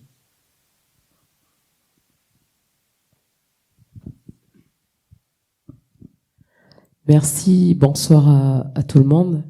Merci pour cette présentation sur cet objet d'étude qu'est l'économie de comptoir. Ce que je trouve intéressant dans l'approche, en tout cas, c'est qu'il y a là quelque part tout un pan de notre histoire auquel aujourd'hui nous avons encore les conséquences dans ce pays. C'est ça qui est intéressant sur cette approche sur laquelle vous nous livrez ce soir et qui nous permet de nous éclairer dans on va dire la gestion quelque part économique de notre pays. J'entends par là le protectionnisme encore aujourd'hui qui est bel et bien présent dans la fiscalité redistributive. Toute cette partie de l'exonération aujourd'hui, c'est d'ailleurs le sujet via les grosses réformes qui sont proposées par les partis en place. J'entends par l'éveil océanien sur la réforme portée sur le RUA, mais là nous voyons véritablement les enjeux, comment ça s'est dessiné à l'époque avec là certes c'est mis en avant par les flux au niveau des ports, etc. Mais derrière on voit bien l'impact des négociants de l'époque, les acteurs et également leur représentativité dans le Conseil général. Donc aujourd'hui, on subit quelque part, encore une fois, ces flux, ces négociations qui sont faites. Et moi, je trouve dans l'approche de manière très critique, ce qui est intéressant, c'est que nous sommes arrivés à un point de notre histoire où cette histoire-là, il faut l'assumer. Et pour pouvoir l'assumer, il faut déjà en être conscient. Il faut déjà le verbaliser et de pouvoir le faire partager à l'ensemble du pays. Quand je le dis non pas avec une posture politique, mais avec un point de vue bienveillant de ces enfants de ce pays, qu'il faut qu'on sache, qu'on soit éclairé dans la manière d'analyser les choses dans ce pays. Et quand je le dis, je pense aux enjeux économiques et financiers auxquels aujourd'hui nous avons des répercussions sur la société. Et derrière, sans compter les enjeux politiques qui se jouent. Parce que là, nous voyons très bien dans votre exposé que tout est lié quelque part. Et aujourd'hui, c'est la continuité de tout cela, avec l'histoire du protectionnisme, des monopoles et la cherté de vie en Nouvelle-Calédonie. Nous voyons bien que à chaque fois, nous dépendons des flux qui viennent de l'extérieur et là, ça s'est très bien mis en exergue dans votre exposé.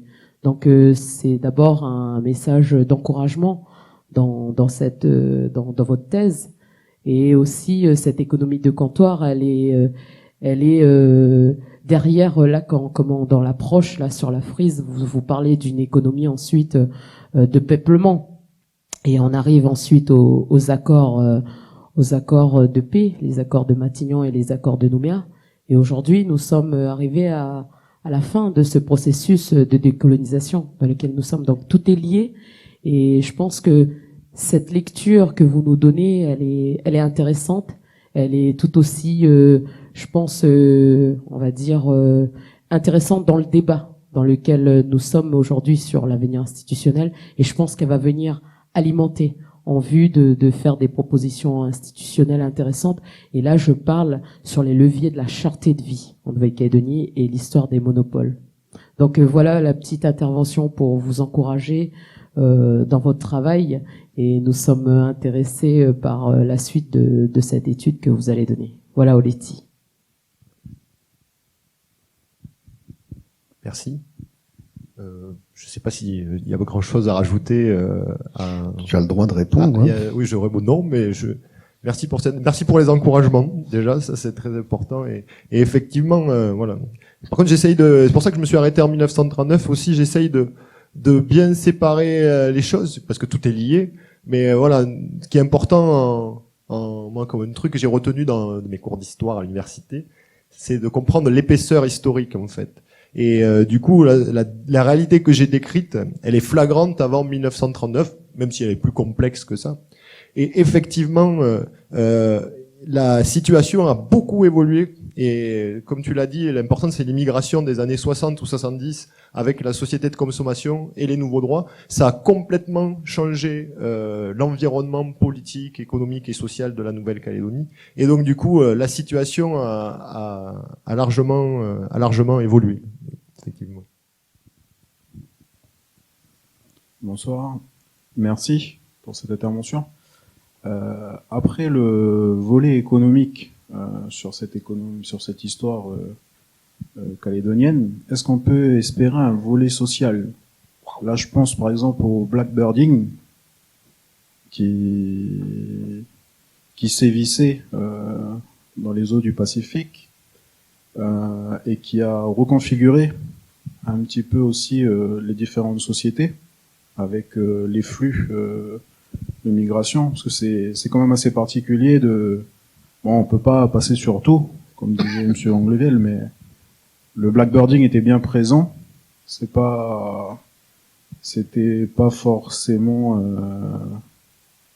une économie saine, nécessaire certainement, mais qui était quand même assez particulière. Et de voir l'impact que ça a pu avoir sur ce pan de l'histoire. Je pense par exemple entre les puissances françaises et britanniques.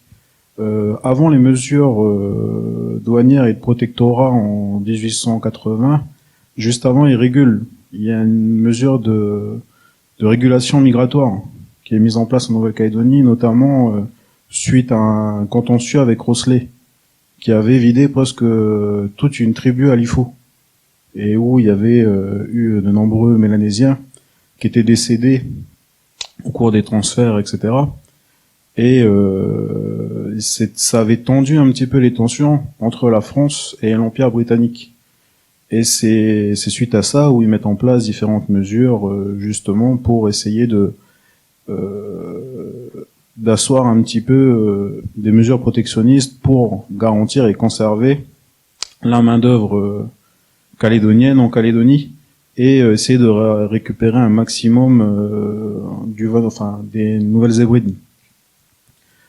Donc là on entend bien le volet économique avec des grandes familles qui se sont enrichies et qui ont mis le pied à l'étrier à l'économie calédonienne. Est-ce qu'on peut espérer par la suite, dans vos travaux, un volet social sur toute cette zone-là et puis l'aspect social issu du blackbirding? Et donc voilà. Et bon courage pour la suite. Merci beaucoup. Merci pour cette remarque. Donc donc les deux, le blackbirding, je l'évoque pas parce que, enfin si, je l'ai évoqué rapidement sans le dire, puisque du coup j'ai parlé des voyages d'Higginson. Peut-être certains ont donné cours à du blackbirding, donc vraiment à du kidnapping là carrément quoi, dans le recrutement, à des violences quoi. Cette question a été bien traitée déjà par Dorothy Scheinberg. Elle a quand même bien posé le cadre. C'est intéressant parce qu'il y a, comme tu dis, il y a plein d'études en lien avec les Britanniques. Il y a toute une historiographie déjà qui a été faite en Australie sur ces questions. sur du coup elle évolue, l'historiographie au début c'est juste la description de ce commerce, ensuite il y a vraiment c'est de l'esclavage, après le curseur se redresse.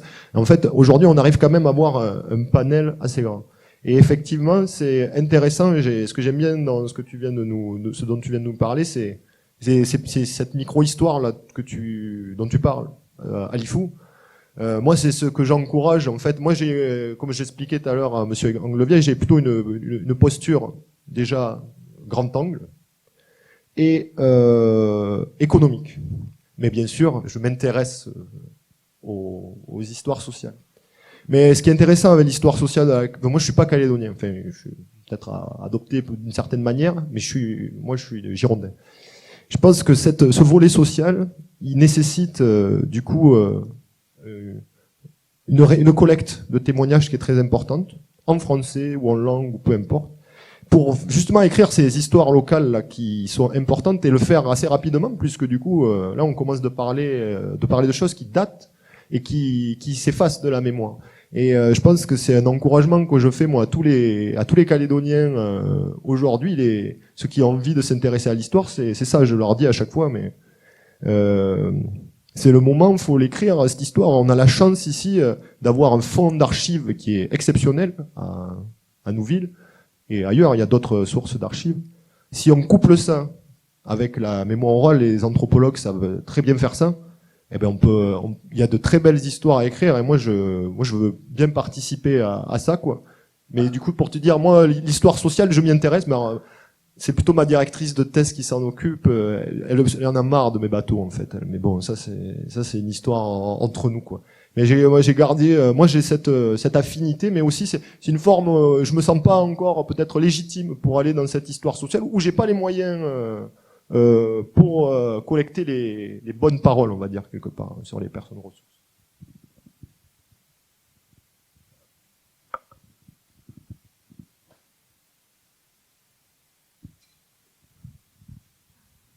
Est-ce que quelqu'un d'autre veut intervenir? Un anthropologue, par exemple, avec des lunettes. Le micro arrive.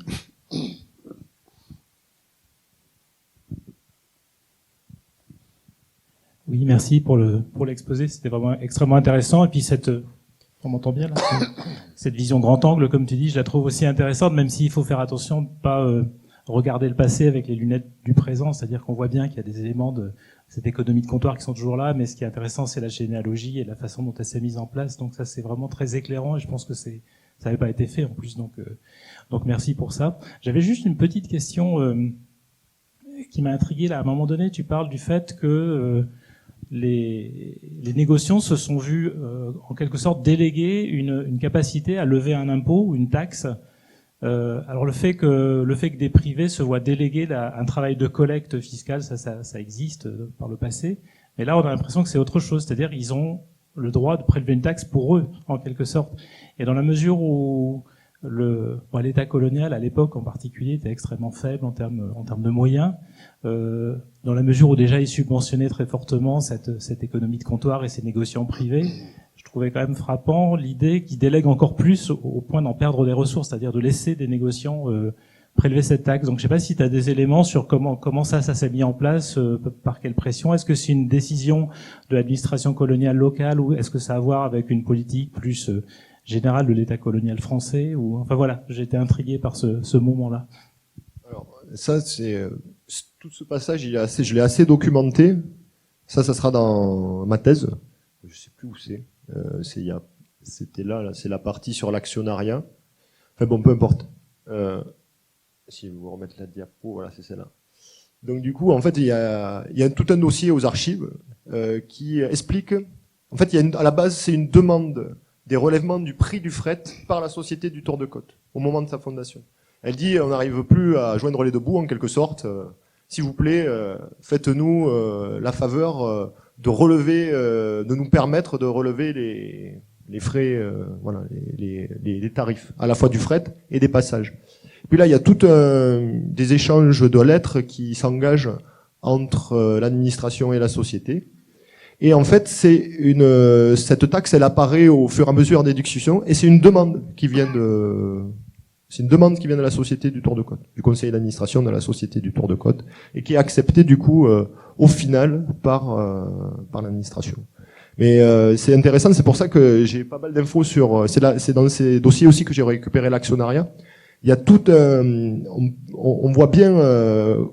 C'est là où j'ai récupéré les chiffres aussi des exportations, des passages. On a tout un tableau en fait sur ce qui se passe à l'époque, à ce moment précis, puisqu'il y a des rapports qui ont été faits. Et effectivement, ça rejoint la question fiscale. Et donc là, c'est une taxe de plus sur le commerce. Et ça s'inscrit dans la logique de la fiscalité calédonienne de l'époque. C'est-à-dire que, donc, comme en France, on taxe pas le capital, à l'époque mais c'est encore plus fort en Nouvelle-Calédonie, on va plutôt taxer la consommation, et du coup, l'essentiel du budget calédonien, il se fait par l'intermédiaire de ces taxes. Et là, effectivement, ce que j'expliquais, la société était quand même puissante, et elle arrive à obtenir du coup cette taxe. Alors moi aussi, c'est ça qui me perturbe, c'est que le mot de taxe est utilisé, alors que normalement, on peut pas déléguer. Mais le Conseil général était quand même compétent en termes de fiscalité. Il avait la moyenne de proposer des taxes. Ça faisait, dès l'origine, il est compétent en termes de fiscalité. Et c'est essentiellement des taxes sur la consommation, ça je l'ai étudié aussi dans ma thèse, qui sont été validées pour la plupart par le Conseil général.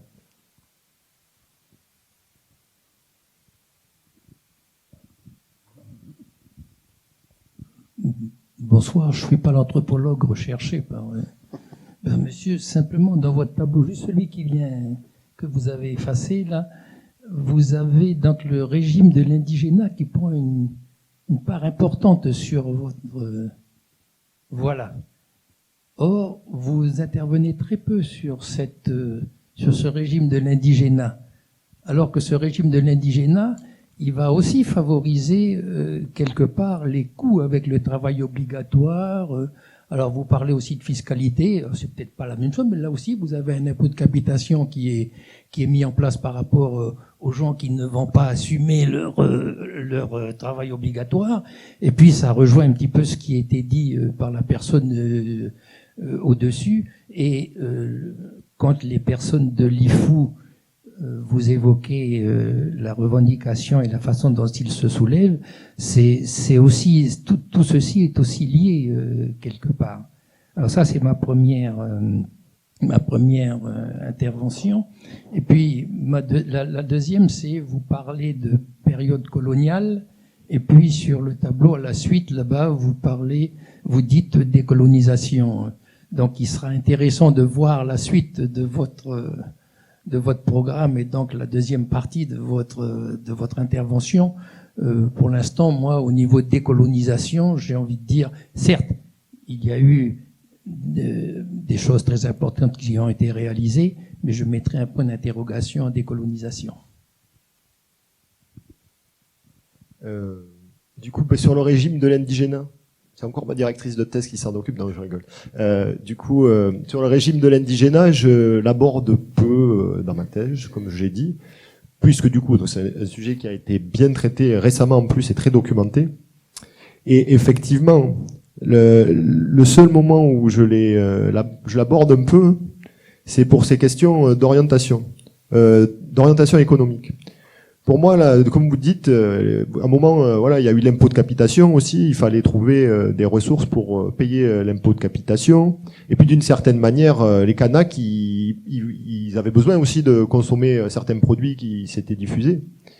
Et en étant dans les tribus, dans les réserves, du coup, on s'aperçoit, c'est intéressant du lien entre la grande histoire, entre guillemets, du commerce international et l'histoire locale, puisque jusqu'en 1930, c'est le Copra, en fait, qui domine les exportations de produits agricoles calédoniennes, qui sont produits par les Kanaks, en majorité, en grande partie, de leur propre chef, ou en lien avec les missions, ou dans d'autres, il y a plein de modes de production. Mais à partir de 1930, c'est le café qui prend le dessus. Et vous vous rappelez sûrement de la nouvelle politique indigène. Il y a une politique qui arrive en 1930 en Nouvelle-Calédonie, donc qui est impulsée à la fois, donc il y a des mesures sanitaires, mais aussi des mesures économiques. et on encourage les Kanaks à se tourner vers la culture du café, ce produit qui sera ensuite exporté à l'international, et en particulier en France, puisque du coup c'est un produit qui va être valorisé par les maisons de commerce des négociants. Voilà, là, à Bordeaux, ça va être Ballande qui va valoriser le café sur le marché bordelais, Monsieur Léraud au Havre. Et donc du coup, on a quand même, on a un lien avec du coup ce régime de l'indigénat. Mais oui, voilà, c'était l'angle, c'est la posture choisie qui fait que je l'aborde plus. Et puis le point d'interrogation, je vous le laisse.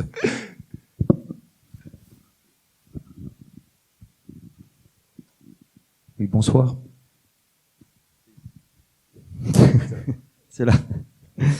Oui, bonsoir. Donc, c'est très intéressant cette première partie de la thèse. Je dois l'admettre parce que ça permet de situer un petit peu on va dire ces négociants.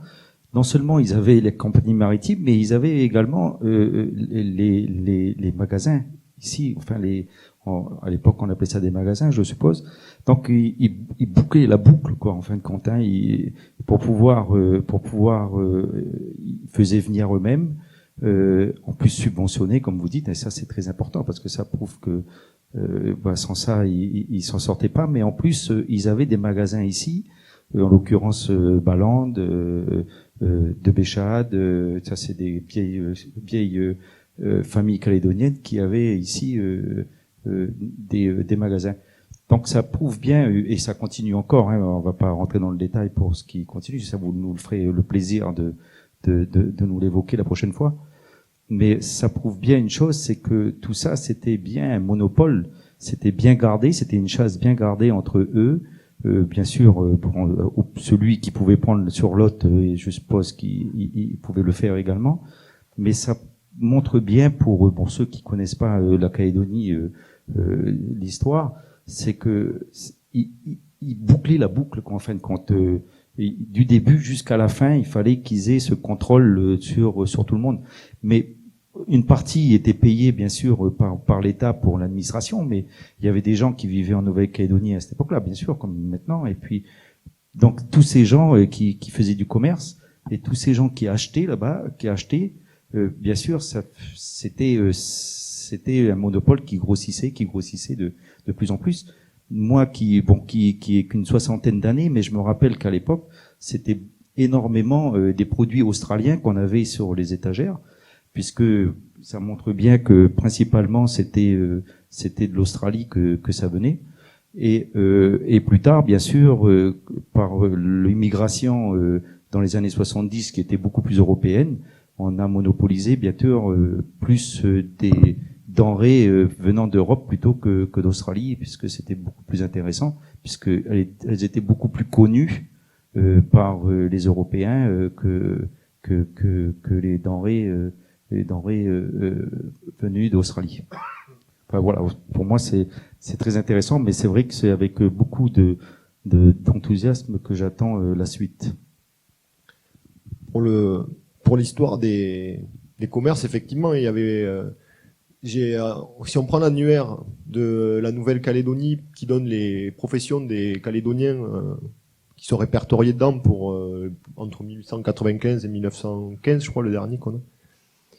On nombre la principale activité professionnelle référencée, ce sont les commerçants, que ce soit à Nouméa, c'est ça le plus nombreux, et en Brousse encore plus. En Brousse, ils représentent les 3/4 de l'effectif. Il y a cette idée quand même que les commerçants sont nombreux dans la population calédonienne, la population européenne calédonienne. Et c'est important à prendre en compte parce que c'est un des fondements de l'économie calédonienne. Mais en même temps, comme on le disait tout à l'heure, voilà, si on rentre dans l'histoire sociale et dans des choses que là on ne trouve pas dans les archives ou d'autres souvenirs, comme vous évoquez les produits sur les étagères, on s'aperçoit que c'est en discutant avec Ismet Kurkovic l'autre jour, il me dit pareil, bon, il avait envie de pousser en me disant mais oublie pas que quand même la Nouvelle-Calédonie elle produit des choses. Elle produisait des choses avant 1950. on trouve énormément de petits métiers, des artisans de très variés. Voilà, il y en a qui travaillaient quand même le cuir localement, il y en a qui fabriquaient, il y avait des entrepreneurs, je sais plus comment ils s'appellent, entrepreneurs qui fabriquaient les briques à Nouméa. Il y avait tout un panel de choses qui étaient faites localement. Le commerce dominait vraiment dans les professions, mais on trouve beaucoup d'artisans, surtout, c'est un centre quand même un peu industriel, Nouméa, mais on en trouve peu en brousse. En brousse, vraiment, c'est plus l'art de la débrouille, moins de métiers, etc. Et donc, on retrouvait surtout des colons commerçants. Tout ça pour dire que, en gros, il y a quand même, au-delà de l'importance du commerce, il y a quand même toute cette vie que là, je décris pas dans cette histoire économique, mais que j'aimerais bien décrire un peu plus. Mais malgré tout, on n'a pas eu, on n'observe pas une volonté, comme si on compare avec la Nouvelle-Zélande, qui est toute chose comparable. C'est pas les mêmes territoires, c'est pas les mêmes ressources, etc. Il y a eu une volonté politique à partir des années 1880 de dynamiser une production locale. Par exemple, les fromages néo-zélandais, ça fait longtemps qu'ils arrivent en Nouvelle-Calédonie, etc. On retrouve pas, poussé par les institutions calédoniennes, cette volonté de développer une industrie locale. Alors certes, il y a des productions locales, mais on n'a pas la volonté vraiment politique de créer une industrie. Voilà, c'est pas quelque chose qu'on retrouve dans les discours du Conseil régional général de manière très importante. Bonsoir. Je me posais deux questions en fait par rapport au travail qui avait été fait. Pardon, oui, celui-là. Voilà, par rapport au travail qui avait été fait par Catherine Buté. Alors, la première question que je me posais, si vous voulez, c'est finalement, en gros, vous travaillez 30 ans après elle. Hein, comment dire, du point de vue des sources, selon vous, quelles sont les sources nouvelles, précieuses, que vous avez pu utiliser, que Catherine, en 100 ans, n'avait pas utilisé, peut-être aussi parce que les fonds n'étaient pas aussi disponibles. Donc ça, c'est ma question. Enfin, peut-être pas tout, parce que ça serait peut-être un peu long, mais selon vous, quelles sont les sources nouvelles sur lesquelles vous vous fondez, qui étaient peu ou pas connues il y a 30 ans? Et puis l'autre question, toujours par rapport au travail de Madame Buté. Donc son titre est tout à fait explicite, c'est Histoire d'un échec. Est-ce que c'est bien que son orientation, c'est plus sur le problème de la mine, mais quel lien vous faites entre votre conclusion, c'est-à-dire en gros c'est une économie de comptoir, et puis ses conclusions à elle qui s'achevaient justement sur une économie qui était en échec, où il n'y avait pas de développement d'une certaine façon. Donc est-ce que vous allez vous retrouver, est-ce que vous allez faire un développement là-dessus? Elle achève son travail à la Seconde Guerre mondiale. Vous allez peut-être aller au-delà. Mais est-ce que vous ferez, fût-il justement, puisque vous dites que c'est une période charnière, quel type de conclusion vous allez tirer, par rapport justement aux conclusions qu'avait fait en 100 ans Madame Buté? Alors, merci pour les questions. D'abord sur les sources. Donc moi, mon apport principal, c'est le gros travail de dépouillement que j'ai fait, que j'ai fait, comme je vous ai dit, directement sur les entrées et sorties du port. Donc ça, c'est quelque chose qui n'avait pas été réalisé encore. Et du coup, j'ai passé beaucoup de temps. Et donc, c'est très lacunaire, les ressources qu'on a, mais j'ai quand même épluché les entrées et les sorties du port entre 1862 et 1960. Je m'arrête en 1971. Après, j'ai pas les sources suffisantes. Tous les 10 ans, en fait, en échantillonnant. Et ça permet vraiment de se faire une idée générale et du commerce à partir de nous-mêmes. Donc ça, c'est mon principal apport de ma thèse. Mais après, du coup, je suis allé chercher. Elle a travaillé les budgets, j'ai repris les budgets. Je vous avoue que j'ai découvert sa thèse tard et j'aurais aimé la découvrir au début de ma thèse. J'aurais gagné peut-être 2 ans de travail. Mais ça, je m'en suis rendu compte plus tard quand j'ai découvert la thèse. Et du coup, j'ai travaillé comme elle sur les budgets. Du coup, vu qu'elle l'a fait, ça m'a quand même fait gagner du temps et elle a fait pas mal d'analyses. Et moi, le dernier rapport que j'ai travaillé pas mal sur des dossiers des affaires économiques en fait. Et il y a tout un fond qui n'a pas été exploré. Du coup, il y a celui-là là que c'est la première fois donc que le fonds sur la Société du Tour de Côte. Mais j'ai trouvé d'autres dossiers comme ça dans ce fonds qui est vraiment très riche et qui a pas encore été exploité ce versement à fond. Et il y a pas mal de choses. Ensuite, sur la question des conclusions de Catherine Butet, alors, elle s'arrête en 1914. Si je me souviens son mot, ça s'arrête à la Première Guerre mondiale. Elle a donc effectivement, elle a plus regardé la mine. Elle a un point de vue très centré sur le budget de la Nouvelle-Calédonie. Et elle, ce que je retiens moi de son travail, c'est que on retrouve toujours les deux aspects. C'est-à-dire que dans l'histoire de l'échec, de la mise en valeur de la Nouvelle-Calédonie à l'époque, il y a certaines orientations qui ont été faites localement, mais aussi le positionnement de la France. Et c'est vrai que, et c'est quelque chose qu'elle dit, et je la suis dans ses conclusions, c'est que la France, le pouvoir central, en favorisant l'industrie française par l'intermédiaire des tarifs douaniers et en favorisant aussi la SLN localement énormément, elle a quand même pesé un rôle qui n'a pas été forcément en faveur du développement des intérêts locaux. Et comme je vous disais, les négociants, ils ont accepté, les négociants du Conseil général.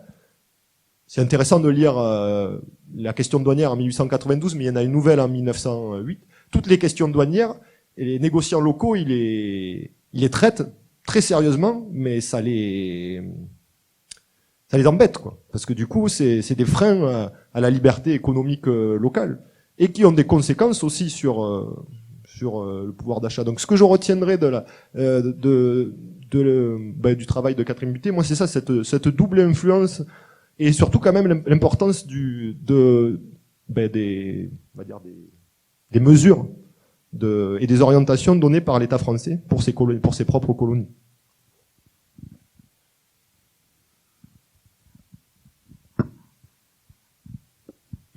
Est-ce que quelqu'un souhaite poser une dernière question ?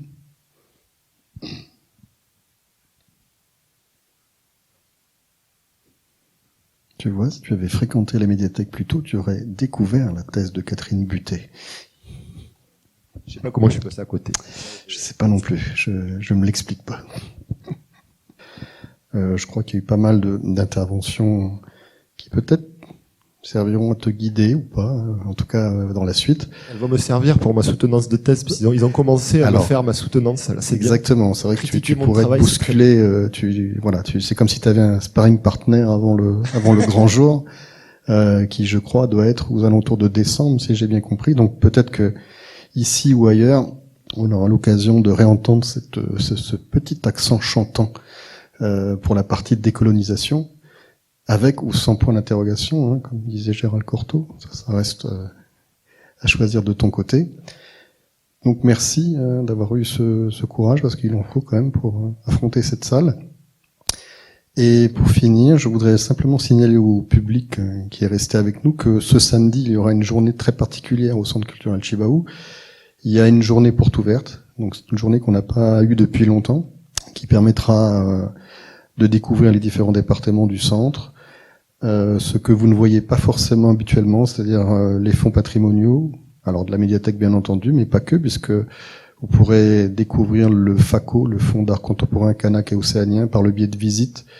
Il y aura également des lectures de contes, un village enfant, l'accueil de groupes, enfin et bien d'autres choses encore. Le programme a commencé à circuler sur les réseaux sociaux, et pour ceux qui sont abonnés à la newsletter du centre, vous avez dû le recevoir. Il y aura beaucoup de choses, donc on vous attend nombreux. Et bien sûr, l'entrée sera libre et gratuite. Donc nous comptons sur vous. Merci à tous en tout cas, et puis à la prochaine fois, en l'occurrence pour la projection le 4 mai. Merci beaucoup tout le monde.